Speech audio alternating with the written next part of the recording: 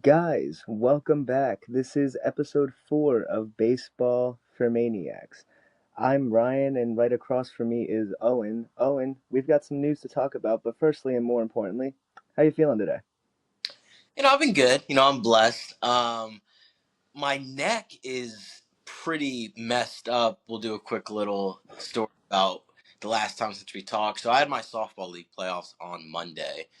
We lost in the championship, whatever. It was a great run with the guys. Um, but I'm swinging, and of course, in softball, I'm going to take daddy hacks. If you play slow Of pitch and course.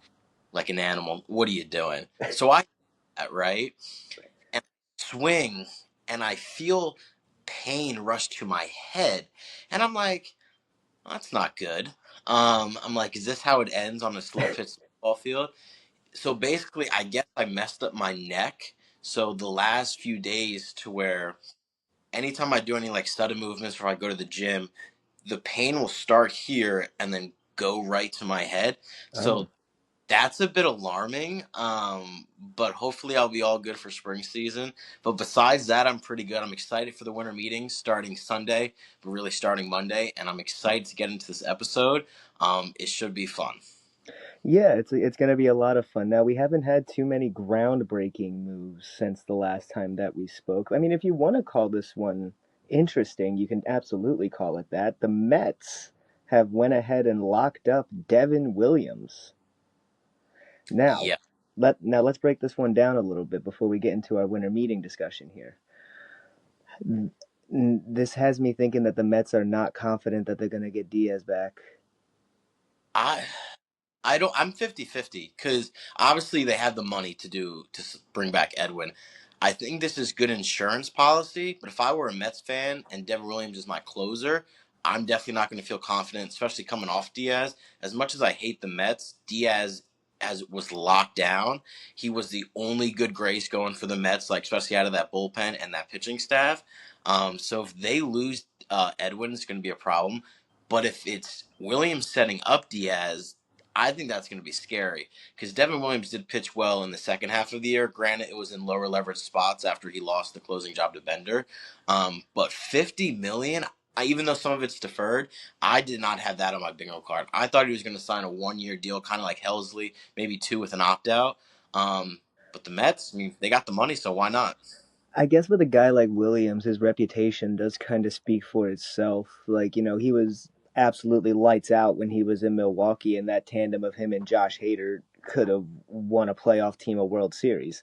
But, reputation only goes so far in the game of baseball. You could have one good year, and then for the next five, you're average or below average. We see it all the time. Especially I, with reliever by his house.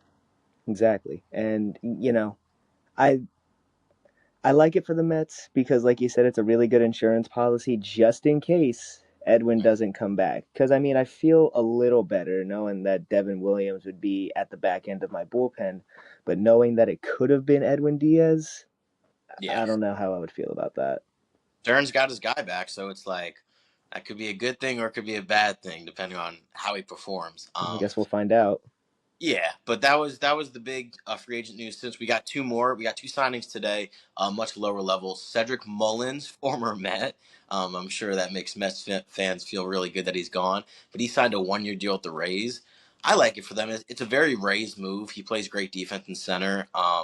You just got to see if the bat ever comes back to the 2021 form. But I like it. I don't think the dollar amount came out, but I think it's a decent move for the Rays. Yeah, like you said, it's a very Rays move. It's definitely not. I didn't expect Cedric to end up in Tampa Bay. I expected him to try to get with a team that's more of a contender. Be sort of like a platoon depth back because I hate to say it, but it's not the same Cedric. I love Cedric Mullins. I loved him when he was in Baltimore, but I mean, Yeah, that's what happens in baseball. But it's sneaky. It's really, really sneaky. And because he's one of these guys that could just pop off for a random 290 season, or he's just going to be where he's at usually with the 240, 245 with an above average to great glove. Yeah, if he gives you a 750 OPS, I mean, you got your guy. You got a 20-25 million production level. I don't think he's going to do that, but at worst, you have a guy that's going to play good defense. You're going to make the plays, and then he's going to be your eighth or ninth hitter. So it's not great, but I like to see the dollar amount. But that's a decent move. And then I think just like 25 minutes ago, Emilio Pagan re-signed with the Reds, 2 years, 20 million. I like that a lot. It's just it's a reliever, dude, and it's like he had a great year last year. He popped off. I don't know if he's going to do it again, but if he gives you the production he gave you last year, 2 years, 20 is a steal for him. But I guess Yeah, again, he's one of those guys that I expected to go out to more of a contending team, but it really speaks to how the organization is yeah, high on how good the Reds are going to be. Cause I'm excited for the Reds this season, I'm and right in for the Reds based too, and Philly knows what I'm talking about. But I think he stayed with a contender, if you know what I mean.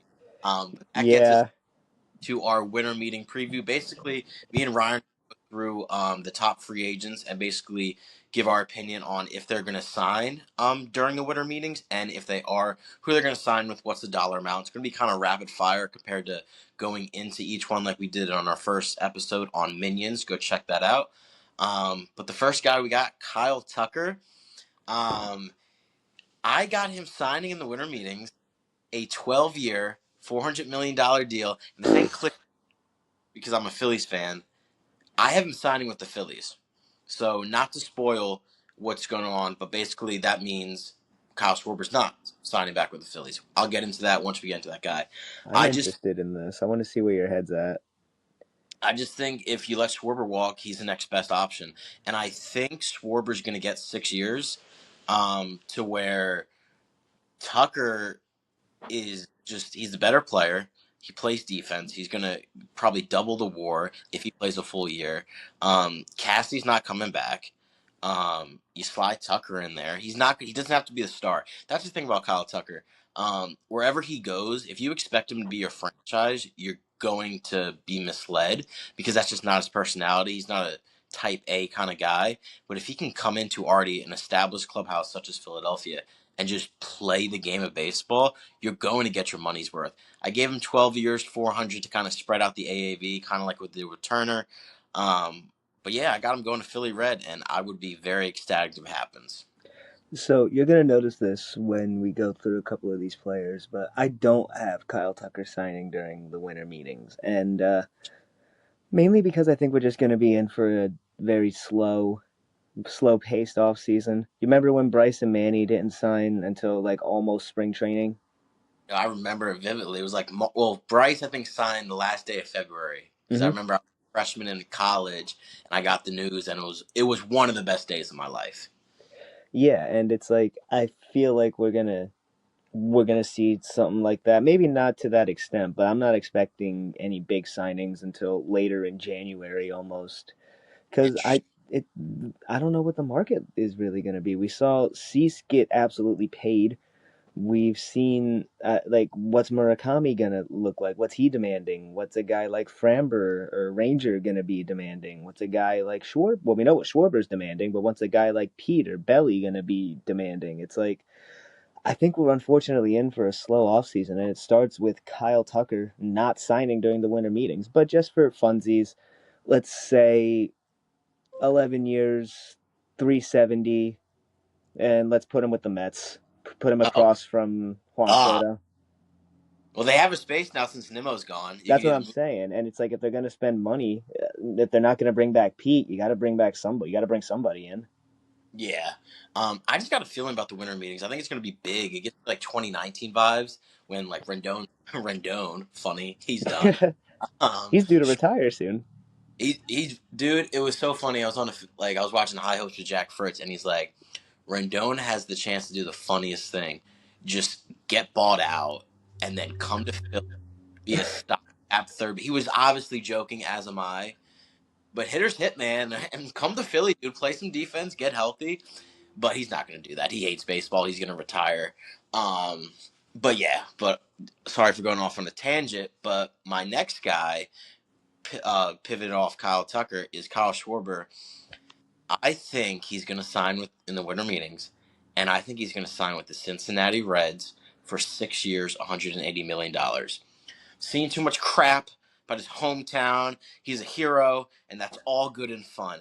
But when Philly came to Cincinnati in, I think it was whenever it was during the year, He threw out the first pitch.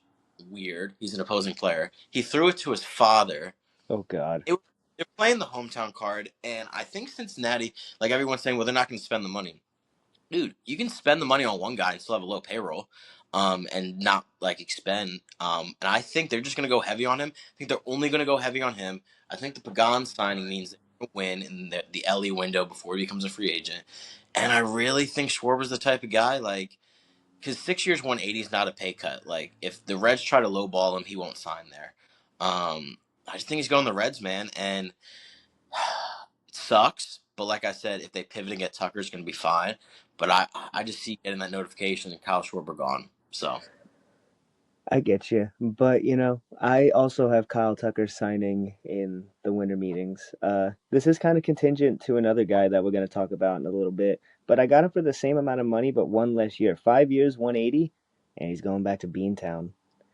really, We got to shell out the money. I don't. I want under it. 5 years.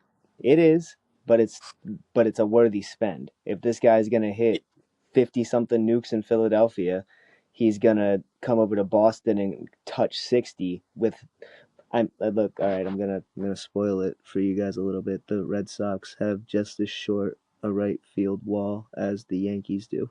But we don't need to talk about it. But, he would touch almost 60 home runs if he gets back into Boston. If he's in form in an electric environment that Boston is always, just like how Philly's always like an electric jungle, I Yeah, and we need a DH. I want Roman in the outfield. If we're gonna move a guy like Duran or Willier, I want Roman in the outfield. We don't put Schwarber out there for his glove. We put him out there for his bat. Give him what he wants. Give him the years. I think 5/180 is doable, and I think it's absolutely understandable for a guy of his caliber. Craig, please. that be see him leaving, going to the American League is like fine because we wouldn't have to see him unless we face him in the World Series. I could definitely see him going to Boston, because I think Kyle Schwarber. I think he's gonna go to the Reds for the hometown thing, but it's not like they're just like a bad team. It's not like they're the Pirates. I think they can compete for a playoff spot. I almost And said the Pirates for this, though. I'm not gonna lie. yeah, they. I hate the Pirate. Love the fan. I hate shit because I know exactly what they're doing. They're just gonna lowball everyone just enough to say they're in it, and then they're just gonna take on. If they take on Cassie, my they're like up. I'm like, thank God, I love your own. Which they might do, but that's nor here nor there. Um, yeah. So my next guy, I got Bo Bichette. I got him signing. I think it's going to be a big winter meetings. That's just the thought I have going into it. Probably wishful thinking because I just want more signings for more content and just more baseball. So do I. Uh, yeah, but I got him signing 8 years, 200 mil back with the Blue Jays. Dude, they're just shelling out money. They brought that guy back from the KBO who pitched in 2021 for like Hmm. 3 years. Dude, they don't care, man. They're He was a deferring a lot. monster though in the KBO. Did you see those stats? Yeah, KBO. Like, Yeah, well, still though, it's professional yeah, baseball. come to the big leagues and do that, which I don't think he's going to do. I would love to be wrong because I like Toronto and they're in the American League. But I just got both signing back there. If they're printing money like that, they don't bring one of their guys that they brought up. It just doesn't make much sense to me. So that's why I think he's just going back with the Blue Jays. Yeah, I don't think he's going to sign during the winter meetings because I think a lot more teams are in on Bo than we think. Obviously, Toronto wants him back, but Pittsburgh might be a team that it might be on the rise for that. Cincinnati has a shortstop, but again, are they really going to trust Matt McClain or Spencer Steer over at second base? Yeah. Um, the Red Sox have been linked to Bo Bichette. The Dodgers could do something sneaky. It's the most angel signing in the world to bring Bo Bichette over into California. And him and But Neto would be tough, but I think they I got forgot Christian. about Zach Neto. Yeah. But either way, how about Rengifo? He's easy to get off. He's not that good. I He's a like it. switch hit bat though. He's not Bo Bichette. If Bo's there, he's taking his damn spot. Yeah, I mean, either way though, I think there's a lot more teams in the Bo Bichette on the Bo Bichette train than we're willing to believe. So Yeah. I think he's gonna wait it out a little bit longer. Yeah. But See if he can drain somebody. if he gets the offer of 8 years, 200, he better take it. Because here's the thing: 200 million, 200 and like 20. Come on, dude. Like that's generational wealth. You get to stay home. But what do I know? I'm not a I mean, look at professional. Rendon. That's what he's doing. What a guy, dude. It's almost like We've witnessed it, legal robbery. it sucks, but it's like because I always make the comparison like if you're at your job and like obviously you're not going to give your all. It's a job, right? Because that's what he thinks. I'm also not making $245 million, so it's like at least fake it a little bit better. But yeah, so the next guy we got is Cody Bellinger. Have him sign during the meetings. I got him just going back to the Yanks, 6 years, 150. I just think it makes too much sense. Like we talked in our free agent episode, I think he's a good fit in Yankee Stadium. His numbers there are great compared to the road. He could play left, he could play center. When Trent's gone, he could play first. Yeah, I think he's just going back to the Yanks. Yeah, that me and you 100% same thing on this one. I think he's back in New York. I saw somewhere on Instagram, I believe that Cody Bellinger is the Yankees' top priority as of right now in this free agency. Yeah, So, and how I about don't blame them for Tucker? that. I always thought Kyle Tucker would be a perfect Yankee. He would be, honestly. I don't want it to happen. I'm not going to speak it into existence. I'm just going to cast that one away into Yeah, the stratosphere. But Bellinger's the next best guy if you're not going to go out and get Tucker or Alonso or Bregman. They don't necessarily need either one of those two if they're really going to trust Ben Rice and Oswaldo, if they really got that much faith in their young guys. yeah. But either way, he's back. He's going to be a Yankee again. It's going to be a good signing all around for them. And you got him signing during the winter meetings? I do have him signing during the winter meetings. I got him 4 years, 150. Okay, gotcha. Yeah, he's not going to cost 200, so that's why I think a lot of teams should be in on him, but they're just not. Like for some reason, Belly His doesn't have. value's a lot higher than people are going to give him credit for. Like his defense Yeah, does it, and like because he can play everywhere and he can play it great, even if he's a left-handed guy. Like first base in the outfield, he's got all of them like locked. yeah. Um, all right, next guy, Murakami.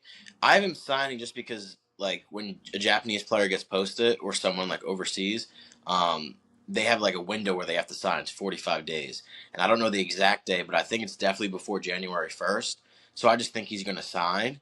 I think it's going to be 7 years, 200 Angels because it's just such an Angel signing. But what I have is I have them giving him an opt out after year two because if he goes off, he'll be still 28 on the mark. He get even a bigger deal. And if he proves he can hit at the major league level, dude, he's going to be a problem. So yeah, and I just have the market really for him. I don't think the Dodgers are going to be on him because I think they got Freddie. Shohei's the DH. He's not going to play third. Mariners could be a fit. I just don't see them spending that money again after re-signing Naylor because they're going to have to pay their pitching. LA Angels, baby. So that's what I got. So same team, not during the winter meetings though. I know that there's that window that these guys got to sign. I just think he's going to do the same thing as Bo and try to draw it out a little bit. I think one of these teams is going to be more than willing to give him 225 or 250 on the first go around because look, if the Red Sox are going to give Yoshida the contract that they gave, anybody's going to talk about Murakami as the next great power guy, which you don't see that much coming over from Japan. When you talk That's all thing where it's like you don't see it so much, so like that gives me pause for concern. The Japanese have always been pitching centric, so when Yamamoto came over, he was the real deal, and everyone knew it. But I get your Yeah, point. sure, but it's like when you think Japanese hitting, you think a guy like Ichiro, you think a guy like Hideki Matsui, even though he had pop in his bat, but he wasn't like he wasn't hitting 50 or 60 like they're saying that Murakami can do with the kind of pop that he's got. I don't see it's like that I got the same team. I got them overpaying out the ass for him. 8 years 275.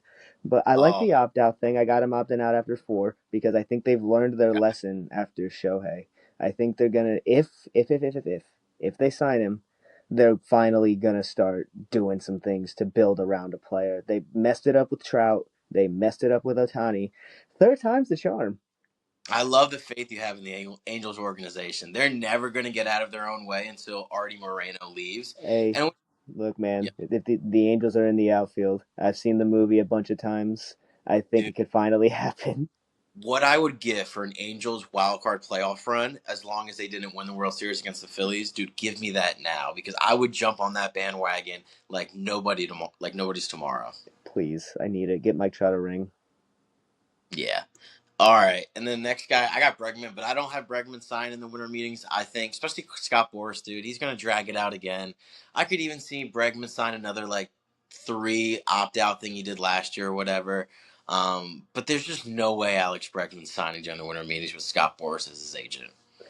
Yeah, you're right. It's not happening. Boris is going to make him wait till probably almost spring training if that's going to be the case. Because a lot of people they're out for Bregman too. He's getting a little older, but he just had a really great year. Boston wants him. Philly probably wants him. Detroit wants him. Houston might even want him back. The Yeah, Dodgers might even be on that call. Cincinnati's a team that's going to be on that phone call. Pittsburgh, but I just know they're not going to sign anyone. I just until I see it, I'm not going to believe the Pittsburgh Pirates are going to shell out any sort of dough. it's going to be a running gag on the show until Pittsburgh actually signs somebody. I would love to be wrong, so we can just clip all the videos of me saying they're not going to sign anyone, and it's going to be like Bregman 8 years, 230, like out the ass. I'm Uh, gonna look like an absolute guru, and you're gonna look like such a hater. oh yeah, well I'm a certified hater. Here's my thing: when I dislike something, I'm gonna let you know about it. Whether that's the Pirates ownership, Miguel Rojas, Harrison Barnes. That's an NBA topic that running That's a joke me shared hatred right there. and just ugh. We'll talk Um, about that later if you guys want to hear about it. We'll do a whole Harrison Barnes podcast about it, It'll be but the longest episode we've ever recorded. 4 hours, no breaks. Next guy, Pete, same freaking thing. Not gonna sign. He's gonna be the same as Bregman. He's gonna draw it out. I think still don't have him sign in the winter meetings, but if Schwarber signs, which I think he will, I think Pete's market will raise a little bit and pick up because I think people's contingency plan they don't. Schwarber might be Pete, and I think that's the Red Sox plan. Could also be the Phillies plan. I think it'd be funny. Well, not funny because Schwarber going to the Mets would suck. But if Schwarber went to the Mets and then we just got Pete, it was like a free agency trade. That'd be kind of cool for the That'd game be of all baseball. right. But yeah, I just don't have him sign in the winter meetings. Yeah, same again. I think Boris is his agent, so he's gonna drag it out. We're not gonna see Pete's name on any hot stoves till at least the third or fourth week of January. So we can forget about Pete for now. And my thing is like, it seems like we're hating on Scott Boras. I don't. I think Scott Boras does a great freaking job for his job. People might not like it because he drags it out and he makes it boring. Teams certainly do not like it, but his plan usually works. Like even when he had the 3 free agents of Belly, Snell, and Chapman, they all got paid the next year. Chapman got extended by the Giants. Snell went to the Dodgers, and Belly still has to get signed. So we'll see what happens with Belly, and then Bregman with the opt out. So I like Scott Boras. I wouldn't want to negotiate with him, but I like him. He's a great Um, agent. yeah, probably a great guy. Or could be the worst human being on earth. I have no freaking I've idea. heard that agents are scumbags, but probably a great guy. Have to be. Yeah, you gotta be a Like, douchebag. are you a scumbag like in real life or just like in the negotiations? If you're in real life, that's a problem. But if you're in negotiations, you're just doing your job. That's business, baby. Yeah. All right. Did you have a Pete signing? No. No, Yeah. it's the same thing. They drag it out. I'll see you later, Pete. Yeah. All right. Next guy I got JT. I don't see him signing in the winter meetings, but I do see him signing in December before Christmas. Um, I heard 2 years is what he's looking for. If that's the thing, you give him the check, you like 15 million a year, even if it's 16. I don't want to go 3 years for JT, but I will if I have to. But if he's only looking for 2 years, there's no reason the Phillies shouldn't sign him. But I don't have him signing the winter meetings. I do. I think JT just wants to get it done and over with. I think he wants to be back in Philly. It's just on Philly giving him the contract that he feels he deserves. 2 years, 32 million. That sounds doable. That sounds more than acceptable for JT. Wasn't a fantastic season last year, but it was good. It was so he had like a exactly 700 OPS, and he was a great defensive player. So it's like for the catching position, that's worth 16 million. That just is. Yeah, so I think Philly's gonna get it done quick. JT wants to get it done quick, so it'll happen. Yeah. And then next guy, another Phil Ranger. There's no shot Ranger Suarez is signing during the winter meetings, and there's no shot he's coming back to Philly. I saw this report that the Phillies are interested in bringing him back. I saw that too. Yeah, I mean, obviously, I would love to have him back. Everyone would love to have him back for the right price.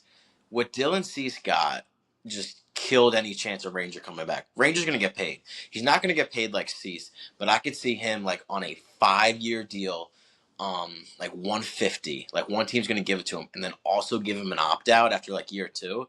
Because if Ranger Suarez has an opt out and he pitches 2 years fully healthy at the level he's done before, and he continues his postseason success, he's going to get a $200 million contract in after the opt out.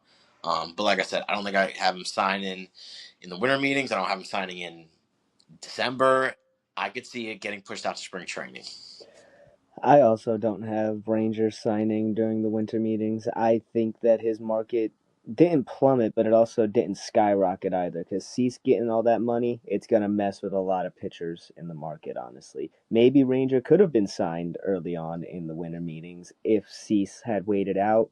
Maybe Cease could have gotten 280, 290. Who knows? But Yeah, Ranger is gonna get paid. I could see a 175 contract coming his way, and he yeah. deserves it. He's going It to get just it from a playoff team. yeah, and it just depends your team's value. Like when C's got that contract, they obviously value durability because as much as we don't hate on the player, we love Dylan Cease. No, we don't hate on the person, we hate on the player. But he's like he has made 32 starts, I think, the last 4 or 5 years. He's going to take the ball. And then that fastball slider, like it's wicked, the movement, the speed on it. It's just can a team finally put Dylan Cease together and make a star that he should be with his talent? And then it's like Ranger, it's like I could see a contending team just being like, dude, just give us 125, 150. Like the Dodgers, dude, you don't have to pitch 200 innings. Just be there in October like Snell was. Snell Mm-hmm. pitched 7 innings in the 2025 season, and he dominated in the playoffs. So it just depends. Next guy, not the bigger name, but I can't go a free agency podcast without mentioning Harrison Bader. My guy. I don't have him signing. I think he's going to be a late sign just because he's like the lower tier of the outfielders to the league. I think he's going to wait on Tucker. I think he's going to wait on Belly. Then his market's going to open up, see what Philly does, see if we have enough money to re-sign him. But I don't have Bader signing in the winter meetings. Yeah, I don't either. I like, and not even that he's going to be waiting him out. I think that the other teams that are currently in play for the other top level outfielders aren't going to contact Harrison Bader until the guys that they're in the running for are off the market. And some of these guys might take a while. Tucker might take a while. Schwarber, technically an outfielder, might take a while. Mhm. Um, even Marcelo Zuna, he's out there. He could be a bat for somebody, but His I, his mark interesting. it is. But in terms of Bader, he's not signing anytime soon. Watch, we're gonna get the notification tomorrow that he resigned with the Phils. Then It's I'm gonna gonna be come up right now. Dude, I would genuinely if he signs and we don't have like a pod plan that day. I'm doing a solo one, just because. And Do it. I'm gonna that for the page. I'm gonna start doing some solo pods, and Ryan might do those as well. Just because obviously I'm a Phillies guy, Ryan's a Red Sox guy, so sometimes news is only centric to that said fan base, and we want to give you guys the chance to hear from the expert. Like if I was breaking down a Red Sox breaking news, I wouldn't be able to do it as Ryan would be able to do it, and vice versa. So that's just some interesting stuff coming to the page. We're just going to keep pumping out content as much as we can. And then for the last segment, it's just going to be a prediction of like trades during the winter meetings. And I got two Phillies that I think are going to be traded. First is Alec Boehm. In Jeff Passan's article, he put a chance that he got traded. That means absolutely nothing in percentages. But Passan is in the know, obviously, the best baseball insider. And I just think they're just going to move off of him. I think this is the year. I don't think you're going to get much for him. He's in his walk year. He had a down year last year. It's just Alec Boehm and Philadelphia. It's time to part ways. But the second guy I got traded in during the winter meetings is Brandon Marsh, and I think they're going to be a package deal. Okay. Um, is like I said, I don't think Bomer has as much trade value as people think. So I think just getting off that 10.3 million, which Bohm is expected to make in arbitration, is going to be huge for the Phillies, making other moves. But I think Marsh is a valuable player. I think he has 2 or 3 years left of control before free agency. He's going to make like 5 or 6 million. If he's in the right position where he's just a platoon bat, like the lefty platoon plays about 120 games, he's a solid corner outfielder wherever you put him defensively, and he's going to have an 800 OPS against righties. I think that's valuable. I think you tag Bohm against it. You get off 15, 16 million. Use that to get JT, and then you still have enough money to not necessarily make a big signing after either Schwarber or Tucker, but get a bullpen arm, maybe get a fifth, sixth starter to help you out with Zach Wheeler being out the first month of the year. Um, but I just think Dave Dombrowski, like if he's going to have a great offseason, he's going to have to work in the trade market. And he's done that before. He got Marsh from the Angels. He got Yohan Duran, which was incredible. But I'm very excited to see because the Phillies have done nothing this offseason, like a lot of teams because it is early. Um, but I'm waiting for that notification, that Dave trade. Let's get it going. Come on. Yeah, I could totally see either one of those two or both of them being moved in the exact same deal. They bring pretty similar value, I would say. Bohm's a bit more valuable offensively than Marshy would be. Marshy probably brings a bit more value defensively because you could plug him in anywhere in the outfield and you're going to get average defense. So I see where your head's at. Now, when it comes to me, uh, the Red Sox, you've heard two names all off season: Wilyer Abreu, Jaron Duran. That's easy to talk about. I'm only going to talk about one of those guys. The other guy I could see getting moved. I just made a TikTok about him, so I'm kind of sad to even mention this. Tristan Casas. Nah, I saw that great edit, dude. That got me feeling something. I don't even care about the guy. Yeah, I've been a Tristan Casas believer since the day we drafted him. He was the third baseman when he was coming out of high school when we drafted him, first round pick. Absolute moose of a man. This is somebody that can hit a baseball 500 feet if you put it in the wrong spot. The problem is he swings so hard that he hurts his ribs and he hurts his back with how hard he swings. That's what one of his injuries was a couple seasons ago. He like either like pulled a back muscle or like maybe even tore his labrum because he swung so hard. You know how hard you got to swing to tear your labrum? Jesus God. And then he wasn't doing that great to start out this year, but he didn't get the chance to turn it around because his knee went goodbye. So his Yeah, value is probably, unfortunately, at a low. But there's still that little glimmer right there. He's still young. He's only probably, I think, 26 or 27 even. So he's got years of control still, maybe two or three left. He's got a little bit of value. I could see the Red Sox moving him for some more bullpen. I could see them moving him for middle infield or even to just clear up some cap space, get some prospects that are going to come up in 2 to 3 years, make room for Pete if you're going to go get Pete. Durant or yeah, Williers just out of here. I don't know where they're gonna go. But the yeah, way that we've talked about moving these guys, if they don't get moved, they're gonna play so terribly. Their morale is gonna be so low because they've been yeah. in this. Why would you want to? You wouldn't want to play somewhere that's actively trying to remove you from the Dude, that's why I franchise. kind of had he had a good year, but the year he had before it was down because there was trade speculation once the Devers trade happened. Because it's like you realize you had a logjam with him, Willie Abreu, Sidell. So Rafael, like yeah, Ralph, yeah. So I really feel like that's a really good point. So I do think one of them is going to get traded. On Casas, that point, I think they have to trade where they sign a first baseman because if let's say they sign Pete, Casas' value goes completely like nothing because they know you have to get rid of him. yeah, yeah, that's where my head's at, kind of. I figured So one I of could, them would go DH if anything, but I don't know. yeah, I think that's a good one. But yeah, the winter meeting starts Sunday, but really Monday, that's when the things get going. We'll probably not do an episode until next week unless something major happens or a couple big moves. But we'll definitely do an episode. I think let's probably shoot for Wednesday because I feel like a decent amount of moves will probably be made. So a week from now. But this has been good. I'm excited. I hope we get a lot of moves. I've been cooped up with no baseball going on. Dylan Cease made my week, and that's like awful. That's Um, insane. That's such an insane statement. Dude, it's like there's nothing to do. And I saw the notification right when we started. I'm like, oh, this is awesome, dude. Like, life is worth living for Dylan Cease. Imagine what I would feel if, like, 4 or 5 of the big names, like, get off the We market. would have So, so much to talk about. yeah.